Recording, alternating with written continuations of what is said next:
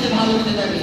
একটি ছোট্ট উদাহরণ দিচ্ছি, আপনি ধরেন আপনি বন্ধুত্ব করেছেন একজন সিগারেট খোরকে, যে দিনে 5-6টি সিগারেট খায়। আপনি তাকে বন্ধুত্ব করেছেন, আপনি তার সাথে ঘুরছেন, আপনি তার সাথে খাচ্ছেন। সে যখন সিগারেট খাচ্ছে আপনার সাথে, আপনি যখন তাকে দেখছেন, এইভাবে যেতে যেতে দিন যেতে যেতে একদিন সেই বন্ধু বলবে যে আমি তো প্রত্যেক দিন খাচ্ছি আর তুমি দেখছো শুধু, আমায় খারাপ লাগছে, তুমিও একবার খেয়ে দেখো। তখন তার বন্ধু তাকে জোর করতে থাকে, আর সে খেয়ে নেয়। যদি এটা না হয়, যদি তার বন্ধু তাকে জোর না করে, তো একদিন তার সাথে আপনি ঘুরতে ঘুরতে একদিন নিজেই আপনি বলবেন যে প্রত্যেকদিন দেখি তুমি এই জিনিসটা খাচ্ছ, প্রত্যেকদিন দেখি এই নিশার এই জিনিসটা খাচ্ছ, সিগারেটটা খাচ্ছ, কি এমন মজা পাচ্ছ, আমাকে একবার দাও। এভাবে আপনি না হলে নিজে তার কাছে নিয়ে নেবেন। এবার ধরেন সেও আপনাকে বলে না যে সিগারেট খাওয়ার কথা, আর আপনিও তাকে বলেন না যে আমাকে দাও, কিন্তু আপনি যে ওর সাথে ঘুরছেন, আপনি যে ওর সাথে থাকছেন, আপনি যে ওর সাথে যাচ্ছেন, আর ও যখন সিগারেটটা খাচ্ছে, ওই সিগারেটের ধোঁয়াটা আপনার নাকের ভিতরে আপনার শরীরে ঢুকছে, আর আপনার শরীরে ঢুকে আপনার শরীরকে খারাপ করে দিচ্ছে, বিমারি পেদা করে দিচ্ছে, ক্যান্সার করে দিচ্ছে। তো অনুরূপ আপনি যদি কোনো খারাপ ছেলেকে বন্ধুত্ব করেন,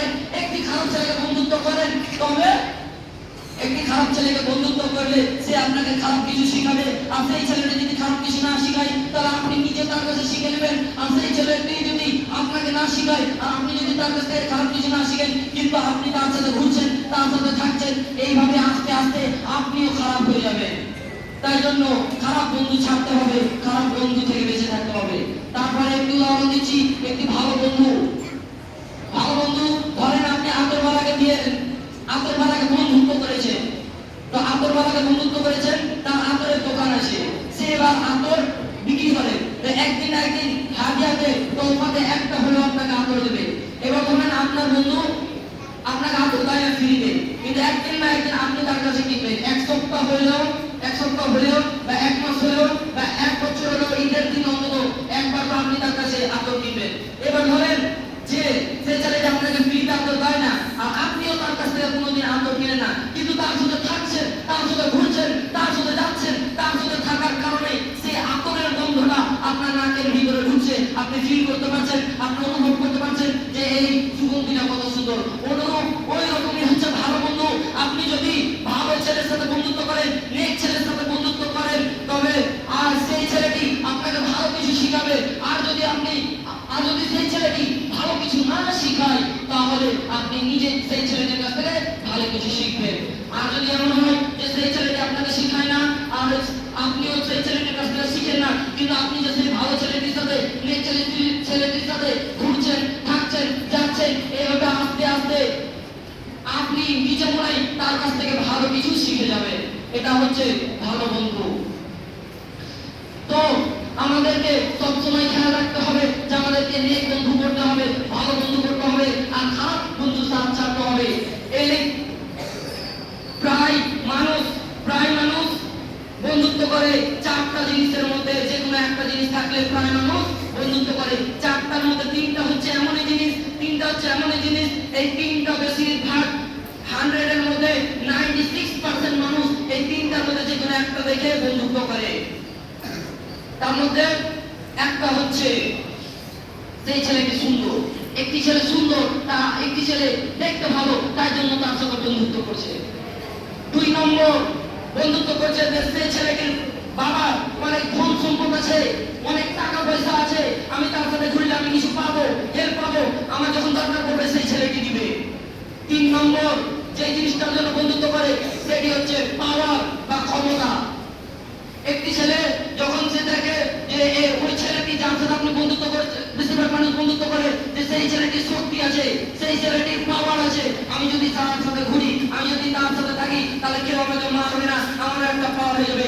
এই 3টা জিনিস দেখে বেশিরভাগ মানুষ 96% মানুষ বন্ধুত্ব করে। আর 4 নম্বরে যেটা একটা পাচ্ছে, সেই বন্ধুত্বটা হচ্ছে আল্লাহর জন্য। যেই ছেলেটি বন্ধুত্ব করে আল্লাহর জন্য, যেই ছেলেটি বন্ধুত্ব করে আল্লাহর জন্য, কিছু শিখার জন্য, যেই ছেলেটি মনে এই নিয়ত করে বন্ধুত্ব করে যে আমি যদি সেই ছেলেটির সাথে ঘুরি, আমি যদি সেই ছেলেটির সাথে বন্ধুত্ব করি, আমি যদি সেই ছেলেটির সাথে থাকি, তাহলে আমি আল্লাহর কথা জানতে পারবো, তাহলে আমি দ্বীনের কথা জানতে পারবো,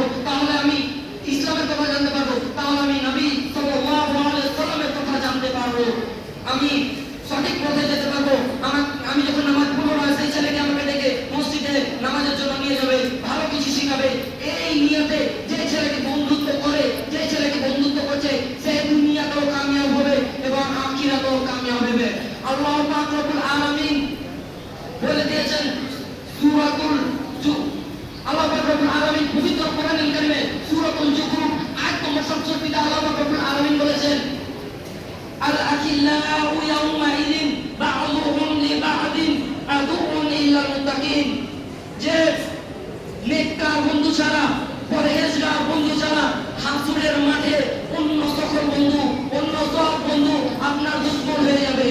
সেই কঠিন দিনে, সেই কঠিন হাসরের মাঠে অন্য সকল বন্ধু, শুধু নেককার বন্ধু বাদ দিয়ে, দ্বীনের বন্ধু বাদ দিয়ে অন্য সকল যত বন্ধু আছে সমস্ত বন্ধু আপনার শত্রু হয়ে যাবে। তারপরে আপনি একটি কথা মনে রাখবেন যে খারাপ বন্ধুর সাথে বসে মিষ্টি খাওয়ার চাইতে সবচেয়ে উত্তম ভালো বন্ধুর সাথে পাথরের আঘাত খাওয়া। পরিশেষে আল্লাহ পাক রব্বুল আলামিনের কাছে এই দোয়া করি যে আমাদেরকে সবাইকে নেক বন্ধু দান করেন এবং আমাদের সবাইকে নেক ও সঠিক পথে চলার তৌফিক দান করেন। আমরা সবাই বলি আল্লাহুম্মা আমিন।